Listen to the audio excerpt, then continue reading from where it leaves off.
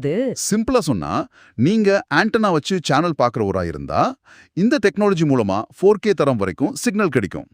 TV ஒளிபரப்பு இன்னும் தெளிவா இருக்கும். ஓ! அப்போ ஆண்டனா யூஸ் பண்றவங்களுக்கு இது ரொம்ப யூஸ்ஃபுல்லா இருக்கும். ஆமா.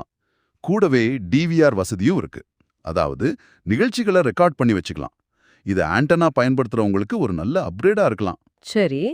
கடைசியா ரோக்கு பத்தி சொல்லுங்க. அவங்க என்ன பண்றாங்க? ரோக்கு சும்மா பாக்ஸ் மட்டும் இல்லாம 2025ல புது டிவிகளையும் கொண்டு வராங்க. செலக்ட் பிளஸ் ப்ரோ சீரிஸ்னு பேர்ல. ஓ! ரோக்கு டிவிகளா? ஆமா.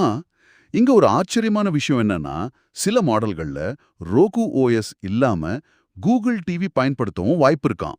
என்னது? ரோக்கு கூகுள் டிவி யூஸ் பண்ண போறாங்களா? இது பெரிய நியூஸ் ஆச்சே. ஆமா, இது ஒரு பெரிய மாற்றம் தான். கூடவே ஏஐ வசதிகளும், அப்புறம் ரொம்ப பெரிய ஸ்கிரீன் 100 இன்ச்சுக்கு மேல